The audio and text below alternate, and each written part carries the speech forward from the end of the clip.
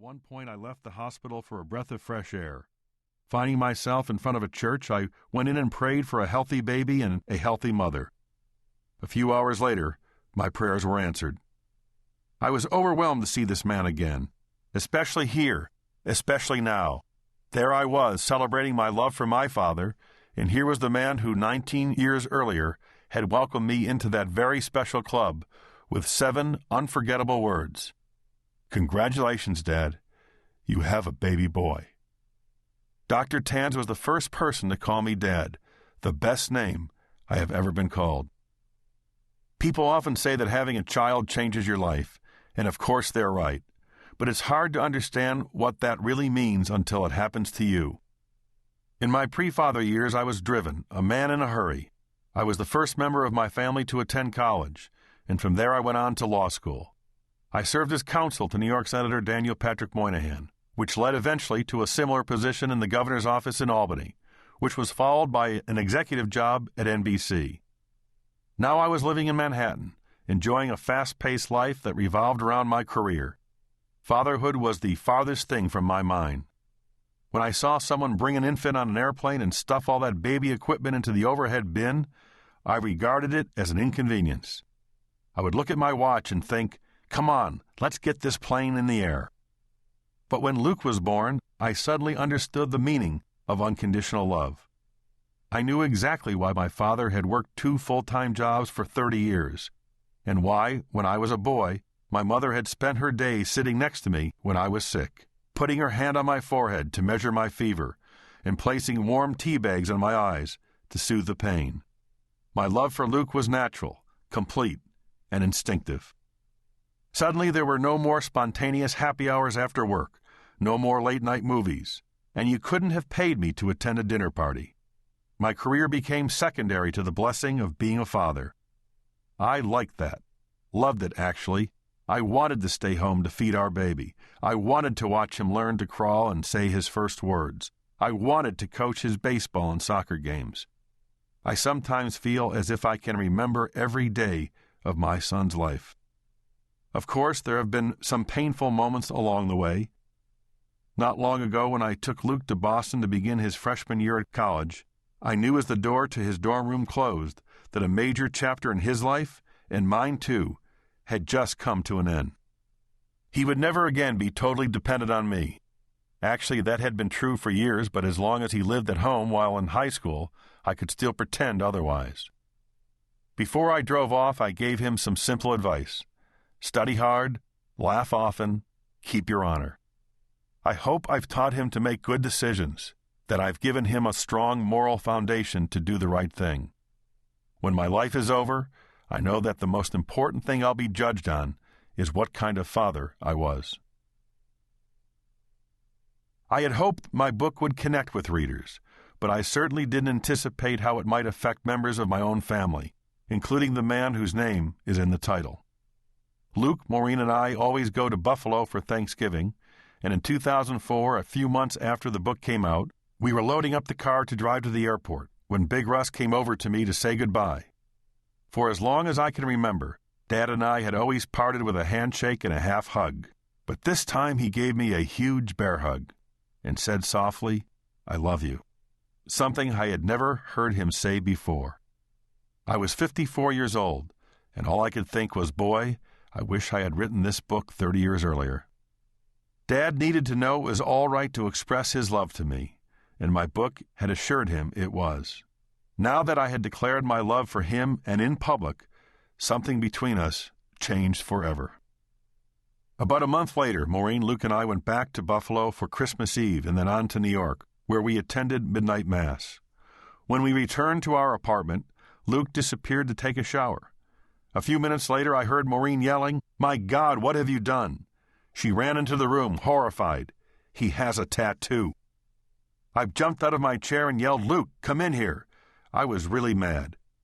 A few months earlier, when he told me he wanted a tattoo, I brought up the possible health risk and pointed out the irreversibility of a youthful decision that he might someday regret. I had talked him out of it, or so I thought. But here he was before me, with a towel wrapped around his waist and his arms firmly locked down. "Let me see it." "No." "Let me see it." "No. Luke, let me see it." He reluctantly raised his left arm, and there were the letters T.J.R. Those are my initials, and also my dad's. Luke was misty-eyed. "After I read your book," he said, "I wanted you and Grandpa to always be on my side." I collapsed back into the chair, speechless, and then sobbed. Luke came over and wrapped his arms around me. Laughing and crying at the same time, I pledged never to complain about Luke's tattoo again. I was honored to be on his side. Forever. In November, my dad had reacted to my book by telling me, flat out, that he loved me. And now, just a month later, in a very different way, so had my son. Of all the things I've done in my professional career, nothing has been more rewarding than writing that book. I didn't think I would write another one, but when I read the letters I received from readers, I realized I had no choice. Some of them were personal reactions. "After reading your book," one letter began, "I just knew I had to call my father." Or, "Your book about your dad has caused me to see my own dad in a different light." Most of the letters described a father's sacrifice, fortitude, and perseverance, told of his advice and guidance, or gave examples of his kindness, generosity, love, and yes, wisdom. Many of the letters were unforgettable. They deserved to be read and remembered.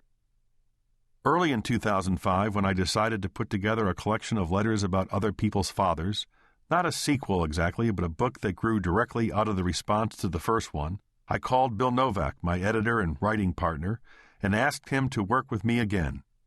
I didn't know quite what this new book would look like, but there was one thing I was sure of. It wouldn't be limited to sons. Growing up, I could see that my three sisters had a relationship with Big Russ that was different from mine, and I hoped, by including stories from women, to enhance the new book and give it more depth. And how. As you'll see, the submissions from daughters tend to be more direct, open, and expressive, while the men's letters, with some exceptions, are more measured. In the end, though, both groups arrive at the same conclusion. They owe an enormous debt to their dads, and they want the world to know it. At the same time, many of our correspondents don't need the world to know. As one man put it, "Whether this letter is included in your new book or not, I am grateful for the inspiration you've provided to write this piece about my dad." Or, even if the story about my dad isn't chosen, I want to thank you for making me finally write it down, so his great-grandchildren can read it someday and know the kind of man he was. I received close to 60,000 letters and emails, and I read them all. The submissions included in this book address many aspects of fatherhood, but they have a few things in common. First, they are overwhelmingly positive.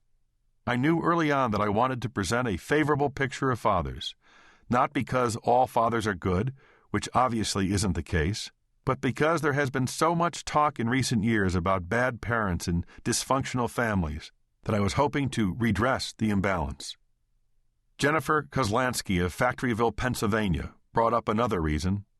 "It makes me cringe," she wrote, "to see how they portray fathers on TV today.